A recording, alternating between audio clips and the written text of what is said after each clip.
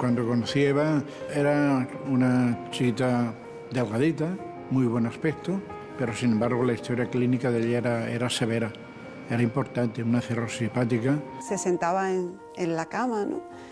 Y empezaba a contar de una manera muy dulce, muy despacio. Mi hígado ya no tenía ningún tipo de vida, pero que había una técnica quirúrgica que se llamaba trasplante y que consistía en que alguien que fallecía donaba un órgano y él, mediante una operación, me lo ponía a mí y bueno, pues podía seguir viviendo. Sonaba totalmente a ciencia ficción.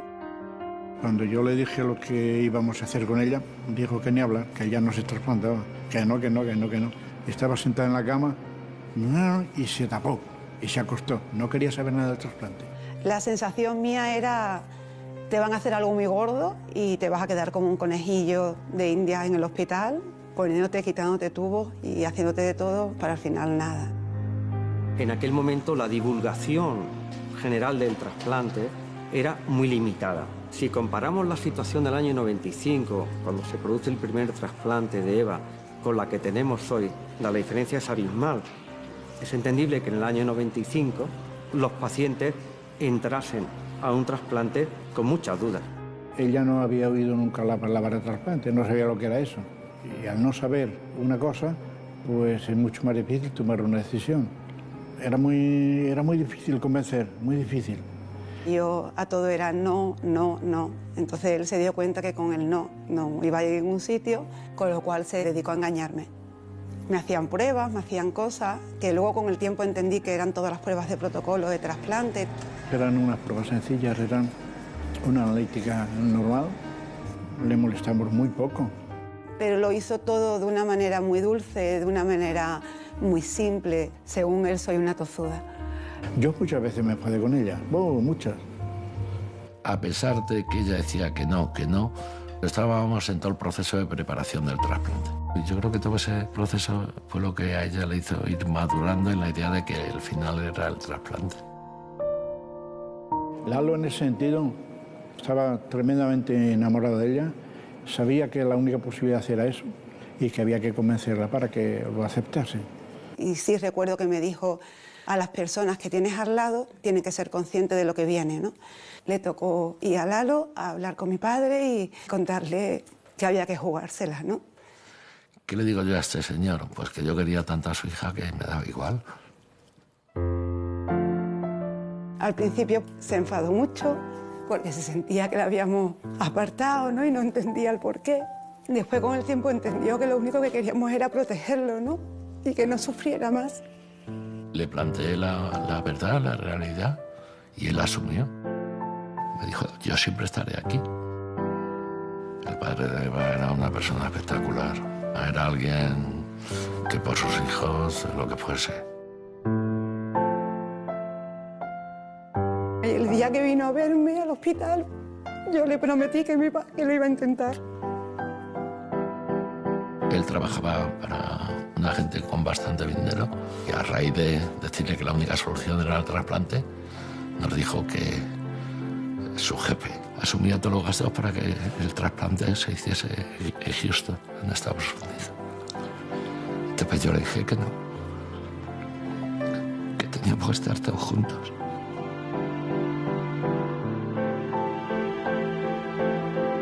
Tenía al lado a Lalo que es alguien que jamás en la vida va a tirar la toalla, ¿no? Y hoy en día tú le preguntas por qué de aquella actitud de tirar para adelante y te sigue diciendo que él estaba convencido de que iba a salir bien. O sea, que es que él estaba convencido. Eva en esa situación era justo lo opuesto a mí. Yo era muy optimista, yo lo tenía muy claro que no iba a haber problema y cuando ella se venía abajo, yo creo que ese propio optimismo la levantaba a ella y la hacía decir, bueno, pues a lo mejor resulta que es así. Superadas las pruebas médicas, Eva es incluida en la lista de espera, donde tendrá que aguardar a que surja un donante de hígado compatible. Cuando yo salgo por primera vez, después de 50 días del hospital, que ya consiguen más o menos estabilizarme, cada día era un problema más. Tu cuerpo se ha desfigurado por completo, era una aceituna. Era redonda y gorda, verde.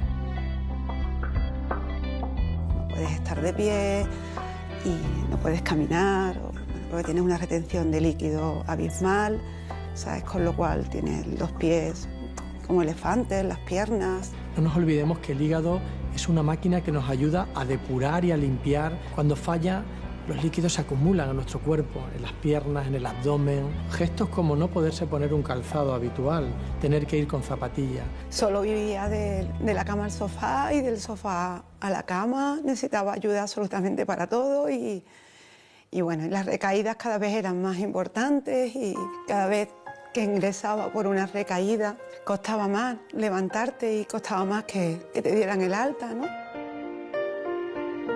Ahí sí te das cuenta que te vas. Yo pues le decía a mi hermano, cuando yo me muera, pues por favor, me quemas y me llevas con mamá, ¿no? Lo peor es la espera, pero en mi caso creo que la diferencia es porque yo estaba segura de que no iba a llegar. Eva, cuando se trasplantó, en torno a un 50 o 60, decían que no era donación de órganos. Eso suponía que ella tenía muchas posibilidades de morir en esa lista de espera. La espera era una espera de irte, ¿no? Era una espera de despedida. Dependía de que alguien hiciera una donación y bueno, pues piensas que no te va a llegar. Actualmente, un 77,1% de las familias acepta donar llegado el caso. Sí, hola, soy Sara de la UNED. Tenemos un donante. Sí, te llamaba para hacerte una oferta de un hígado. Un día suena el teléfono. El doctor Ángel Bernardo me preguntó que si había comido, le dije que no. En aquella época casi no comía nada. Y me dijo, ¿tienes el estómago vacío? Y yo miré la papelera y estaba llena de envoltorios, ¿no? De flash, de polos de hielo. Le dije, bueno, pues me he tomado algún flash. Y me dijo, ¿pero mucho? Digo, no, 1 o 2, y tenía la papelera llena. Y me dijo, bueno, necesito que te vengas para el hospital porque puede que haya un hígado para ti. Estaba yo llegando a mi trabajo y me ha llamado don Ángel y me ha dicho que ya llega el momento. Ya lo teníamos todo más o menos preparado, organizado, cogimos la bolsa para el hospital. Y te reciben con una sonrisa y te envuelven y te llevan y te cuentan y yo creo que te marean para envolverte en una situación en la que te diera poco tiempo, ¿no? a pensar. Quizás ese fue el peor momento porque ahí ya eras consciente, ¿no? De que ya no había marcha atrás. Yo, sin verbalizarlo, pensaba que era el último día. Lo que pasa es que tenía a Lalo al lado. Yo siempre lo he definido como unas campanillas que suenan constantemente. Y parecía que le había tocado la lotería. Aquella noche fue una noche muy larga. Y aquella noche fue épica. Imagínate, Eva se durmió y se despertó 3 o 4 veces.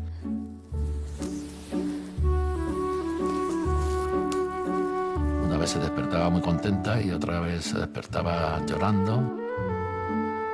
Diciéndole a Lalo, cógete un folio y empieza a escribir y dictarle mi testamento a Lalo. Todas las ropas que tengo para mi amiga, las joyas haces. Y decía, pero chica, no hagas testamento que todavía no está muerto. Le pide que no se olvide de tu padre, que intenten llevarlo bien y ya está. Me volví a dormir, me despertaba y planeábamos un viaje. Intentaba motivarla, que ella aceptase que había un después. Cualquier cosa que le provocase una sonrisa, que le provocase quitarse de la cabeza lo que tenía. Yo creo que mientras yo estaba a su lado y le contagiaba ese optimismo, ella como que, bueno, lo aceptaba, pero de vez en cuando decía, la realidad es que no lo voy a superar. Afloraron todos los sentimientos, todos los miedos y tienes todas las posibilidades de que la moneda caiga por la parte de la cruz, ¿no? Y no por la parte de la cara. Piensas que es tu última noche y bueno, y es difícil de gestionar, ¿no?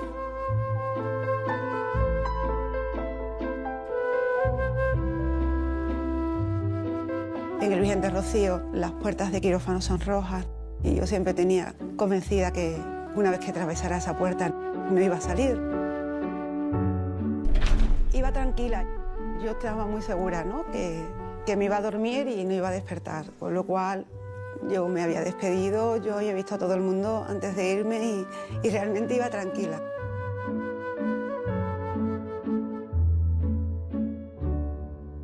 Claro, es lógico esa reticencia, es una cirugía de las más complejas que se hacen. Lo de la operación fue glorioso.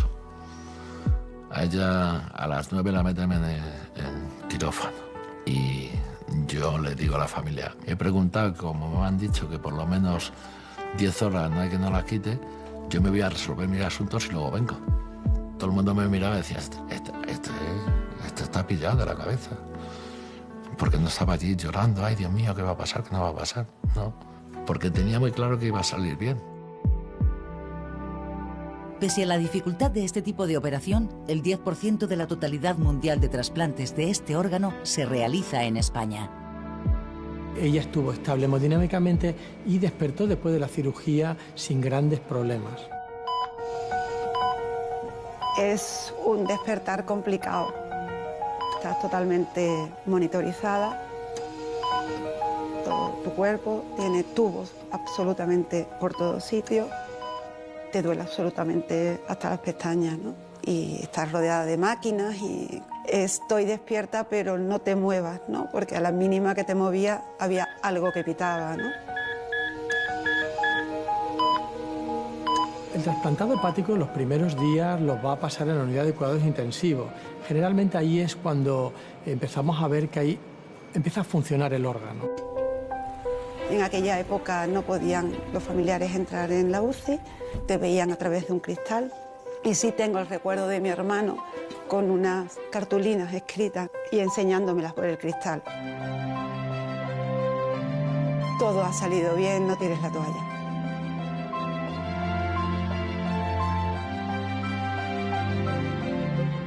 Según iban después pasando los días, íbamos riéndonos de cada vez que le quitaban una bolsa o le quitaban una cosa. Anda, una menos, anda, otra menos. Cada día te vas encontrando mejor. Yo tengo que reconocer que tuve una recuperación muy buena. Y Ángel venía y me decía, cabezona, ha salido bien, ya está lo peor pasado y ahora es tirar y luchar. Para mí, por ejemplo, el recuerdo más impactante era el primer día que te ves al espejo. Era enfrentarte a un cuerpo que tú no recordabas, que tenía un color normal, estaba delgada, llevaba años utilizando las esparteras básicas, pero es que mis pies no entraban en otro sitio, ¿no? En un mes estaba de vuelta en casa. Mi primera parada entre el hospital y volver a casa de mi hermano fue comprarme unos zapatos. Me compré unos zapatos de tacón.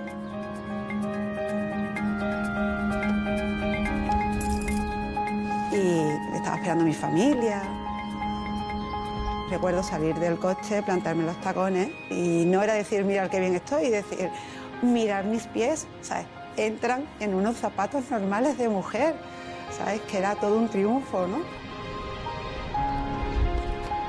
Que inmediatamente después del trasplante una persona pueda ponerse un zapato, esto es recuperar calidad de vida. Todo el mundo emocionado, primero porque estaba viva, ¿no?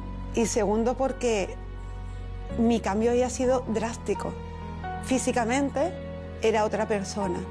Y yo creo que eso fue como una especie de termómetro de decir, ya estoy bien.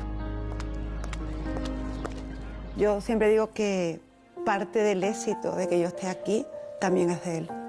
Porque yo sin él hubiera tirado la toalla, no hubiera seguido, pero Lalo no permitía eso. Yo creo que más de uno piensa que yo estoy un poco loco, porque yo tenía muy claro que todo este proceso iba bien. Siempre. Miedo, pues claro que sí. Pero sabía que era un pasito más. Un pasito más y que lo íbamos a ir consiguiendo. Y pasito a pasito, con días duros, con días felices.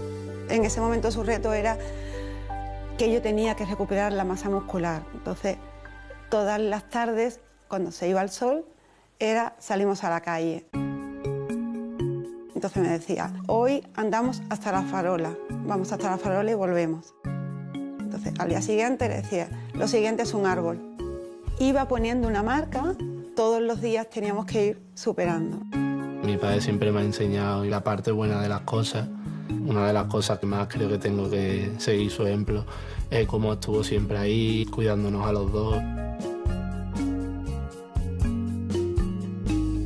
Mi recuperación es tan buena, tan buena, tan buena, y que pasa un año sin problema, donde yo le planteo al doctor Bernardo si me puedo quedar embarazada.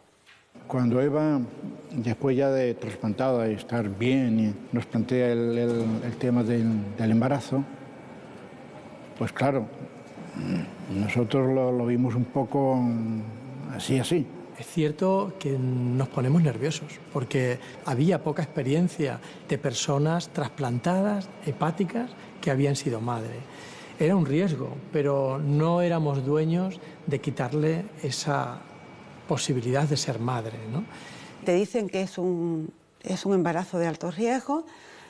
Bueno, pues tú piensas que no te va a pasar nada, ¿no? Ya con todo lo que llevas, se supone que has cubierto el cupo.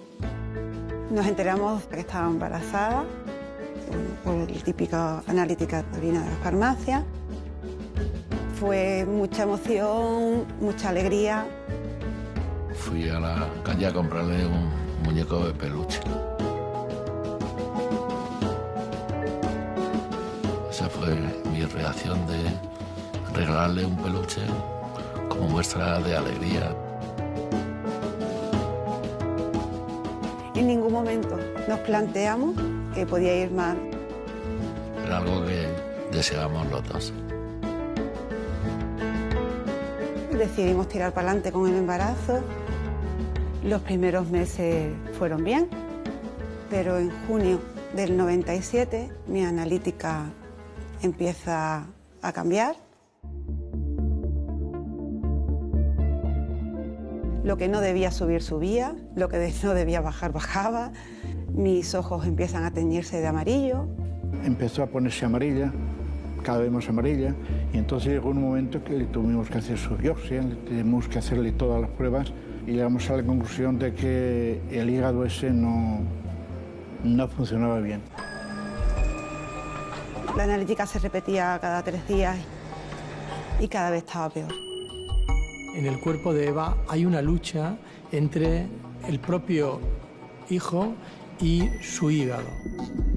Ahí es donde se genera un fenómeno inmunológico para intentar luchar a ver quién puede más. Estos cambios inmunológicos son los que le llevan a fracasar el hígado. Se plantean que puede ser un rechazo del órgano. Las pastillas que hay que tomar para evitar el rechazo son pastillas maravillosas, pero también tienen sus riesgos, no solamente para Eva, sino para su futuro hijo.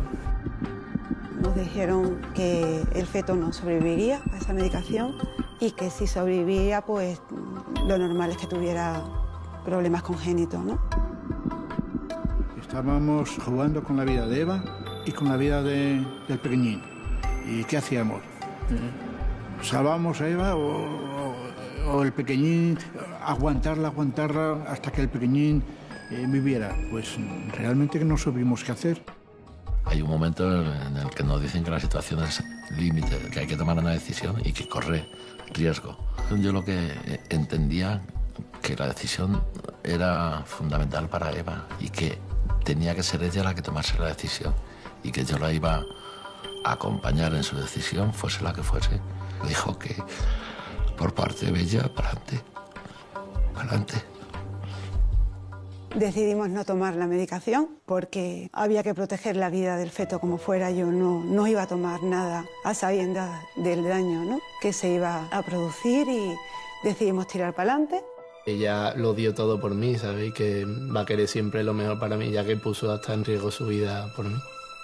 Fue un acto que refleja mucho el cariño y claro gesto de amor y que eso que yo tengo que tener siempre en cuenta. En ese momento la prioridad máxima era salvar a Fernando. Eva se deteriora, llega a unas cifras de bilirrubina francamente difíciles y tóxicas. Eva era una mujer amarilla. Empezaba a teñirse toda la piel al proceso del amarillo al naranja al verde. El cuerpo se volvió a transformar, los pies volvieron a hincharse, volvió el cansancio, volvió todo. Fue todo muy angustioso porque yo lo único que quería es que Fernando saliera. Yo entendía que cada día que pasaba era daño que le estaba haciendo. Le había echado mucho de menos tener una madre e intentaba que él tuviera algo más de lo que yo había tenido, ¿no? Me dediqué a grabarle cintas.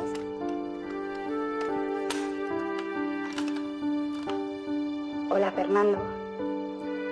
La verdad es que no sé muy bien cómo empezar esto. Quería decirte que no te pongas triste cuando oigas esta grabación. Contándole, pues, mi vida, la vida de su padre, lo que había ocurrido, el por qué habíamos decidido que él naciera. Ella tiene el sentimiento de que no va a vivir demasiado tiempo para conocer a su hijo. Y lo que quiere es dejarle alguna reflexión para que cuando él sea mayor, que lo escuche. Por si llegaba el momento en el que yo no estuviera, tuviera una voz, aparte de una foto, ¿no? Que es lo que yo había tenido, ¿no? Yo ya me quedé ingresada en el hospital porque la situación era bastante delicada. En el 4º mes de embarazo, milagrosamente, un día la analítica deja de empeorar. Los niveles de bilirruina se quedaron en 6 o 7 y estuvo así hasta que terminó el embarazo. Ellos no saben qué está pasando. Al final entienden que el hígado del feto, ante una situación tan crítica, empezó a hacer función hepática, muy poca, lo que, imagínate, un bebé de 4 o 5 meses puede hacer. Yo la única explicación que tenía era que el hígado del feto suplía o ayudaba un poquito al hígado de la madre. No la suplía del todo, la suplía durante una temporada. Es muy excepcional. Habitualmente eso no pasa. Eso es algo casi milagroso, casi por no decirte que milagroso. Los médicos, aunque lo sabían, yo creo que no querían ni siquiera reconocerlo porque no les entraba en la cabeza. Yo creo que es la parte que más me sorprende y que más me hace sentirme orgulloso, ¿no? Puse mi granito de arena y que ayudé, que gracias a mí estamos tanto mi madre como yo vivos. Con el hígado de Eva parcialmente estabilizado, gracias a su futuro bebé, el equipo médico decide esperar el momento idóneo para llevar a cabo el parto con el mínimo riesgo posible para madre e hijo. Todavía no tiene ni 6 meses, Fernando quiere nacer. Como todos los padres, a recepción, a esperar a que te llamen por el micro, desde las 10 de la mañana hasta las 10 de la noche, más o menos 12 horas. Fernando nace en un quirófano que parecía una sala de fiesta. De la gente que había ahí, había un dispositivo muy importante. Nos dejan un tiempo a los 3. Y ya tenía allí el niño. Nos dejó a Eva y a mí con Fernando 5 o 10 minutos. Ver a Fernando en ese momento era como muy emocionante. Era como decir, bueno, hemos llegado aquí y está bien. Y ya dijeron, venga, cada mochuelo a su olivo. Y Eva, la pobrecita mía, con todo lo que llevaba, pues estaba como para irse a bailar. Y al niño lo llevan a la UCI. A Fernando le descubren que tiene una infección y lo dejan en neonatal. Y la madre, sin ningún tipo de función hepática, después del parto, pues imagínate cómo estaba. Pues cada vez más deteriorada. Y en el momento que se separaron el hígado del niño y el hígado de la madre, el hijo de la madre se despeñó como si hubiera caído por un barranco. Voy a peor, en un espiral en el que me queda muy poco tiempo de vida. Y ahí sí, es cuando Lalo se planta y decide que quien venga a verme, todo tienen que ser cosas positivas. En una situación tan límite a nivel personal, cualquier cosa que yo intuyese que podía hacerle o ver la enfermedad o que iba a retomar esa situación, intentaba eludírsela. El tiempo que estaba conmigo dentro era fantástico, era una sonrisa. De hecho, me he enterado de las cosas que le hicieron a Fernando a posteriori. Entiendo que todo se lo comió de la puerta roja para afuera. Momentos complicados, pero bueno, yo iba de un hospital para otro y yo iba todas las noches a las 3 de la mañana a darle el bibi y a que me educasen como padre todas las auxiliares. Mira cómo se cambia un pañal. De mi padre, una de las cosas que más me ha sorprendido, todo lo que ha tenido que pasar él, cuidándonos a los dos y soportando pues un montón de situaciones que no son agradables. Básicamente me estoy muriendo y mi cuerpo se está descomponiendo. Me ponen la medicación que existe para controlar el rechazo, pero a pesar de la medicación y de todo lo que hacen, mi hígado está totalmente rechazado, no respondo absolutamente a nada. Un día llegó Lalo y me dijo que el pediatra le había dado el alta a Fernando y que había que sacarlo del hospital, porque era bueno para el niño salir ya del ambiente hospitalario. Se nos ocurrió que, hombre, para una madre el entrar con el niño en su casa es una cosa muy importante. Entonces lo que hicimos fue darle un permiso temporal muy corto. Me recompusieron un poco para que pudiera salir. Creía que era lo último que iba a hacer por Fernando. Salimos del hospital los tres, nos fuimos para casa. Lo que más me pesaba y la losa más importante era el sentimiento tan grande de culpa, ¿no?, que yo tenía. Iba a condenar a Fernando a pasar por lo que yo había pasado, ¿no?, que era vivir y crecer siendo una madre, ¿no? Y ese sentimiento de culpa era terrible, era lo peor, ¿no? Y ya volví al hospital y ya me quedé allí. Veíamos que Eva se nos marchaba. Y Lalo, el pobrecito, veía que Eva se le marchaba y después que iba a hacer algo con el niño. Estos momentos fueron difíciles porque Eva quiere vivir. Es el momento en el que empezamos todo el equipo a plantearnos qué soluciones tiene. Una es plantear posibles medicaciones que pudieran mejorar la situación difícil y la otra era ponerle un nuevo órgano, a pesar de las dificultades que tiene poner un nuevo órgano a una persona que ya está trasplantada. Y a partir de ahí ya pues es vivir en una habitación bajo unas condiciones muy ínfimas, muy cogida con pinza. Me paso el día con la persiana bajada, me molesta la luz, vivo en una jaqueca permanente. Tu piel se tiñe de verde, no hay nada más que hacer. La decisión final nos lleva al retrasplante porque ese órgano tiene agotadas todas sus funciones. Se supone que, bueno, que tenía que ser una opción maravillosa, pero el problema era que yo sabía que se había intentado antes que a mí y que ninguna de las veces que se había intentado había salido bien. Y Ángel me dijo, vale, pero no hay otra. Lo tenemos que volver a intentar porque no tenemos otra cosa que hacer. Ya estaba tanto la analítica, la coagulación, como la bilirrubina se habían disparado de una manera exagerada y la pusimos inmediatamente en retrasplante. Poner un segundo o un tercer trasplante o sucesivos órganos a una persona es más complejo. La supervivencia de estas personas está reducida. Merecía una segunda oportunidad a pesar de los riesgos altos de fracasar que podría tener.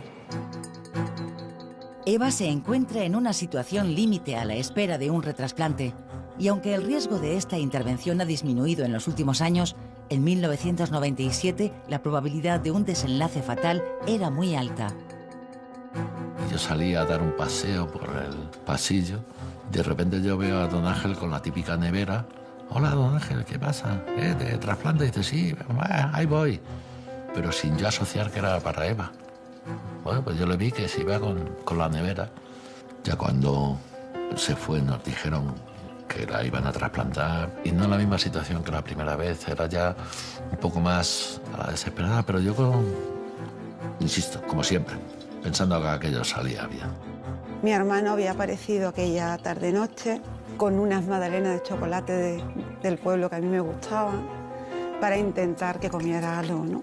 Cuando se abre la puerta de la habitación, entró Ángel, que se sentó en la cama, que me preguntó cómo estaba y me dijo que si estaba dispuesta a trasplantarme. Y yo le dije que sí, que cuándo, y me dijo, vamos para quirófano ahora mismo. La manera de comunicarle que un trasplante era esa. Eva, que te voy a trasplantar, ¿eh? Venga, vamos para allá. No le di tiempo ya no decía nada. Ángel sabía cómo yo era, sabía la situación que yo tenía, y Ángel decidió, Eva no se entera hasta que no se lo diga, y se va a enterar 2 minutos antes de entrar en quirófano. Él decidió que la mejor manera era sobre la marcha, nos vamos y nos vamos y nos vamos. El retrasplante de Eva fue complejo, como todos los retrasplantes. Después de 2 años del primer trasplante, tiene un abdomen totalmente diferente, no es un abdomen virgen. A eso le añadimos el fracaso del hígado. Esto hace que esa intervención sea más compleja.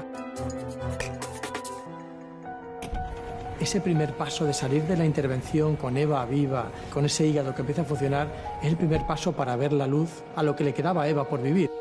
Cuando despierto al cabo de tiempo en UCI, empiezo a ser persona, y cuando yo preguntaba por Fernando me decían, está bien, está estupendo. Entonces mi hermano me iba llevando fotos que me ponían en la UCI, y Lalo yo le preguntaba y pues me decía que estaba bien, que estaba en casa. La recuperación de Eva en el segundo trasplante fue un poco más lenta. A pesar de eso, el retrasplante de Eva evolucionó bien, obtuvo un injerto que le permitió mantener sus funciones y, como vemos, 20 años después lo está haciendo perfectamente, ¿no? Después de casi 9 meses en el hospital, me dan el alta. Después de haber pasado las experiencias que habíamos tenido nosotros con ella y afortunadamente haber salido bien, tanto el embarazo como el retrasplante, hombre, para el médico es un motivo de satisfacción y orgullo, indudablemente. Y además, en Eva, que era, bueno, no como la de la familia, pero casi, pues mucho más todavía. Para nosotros fue francamente un día grande en este hospital.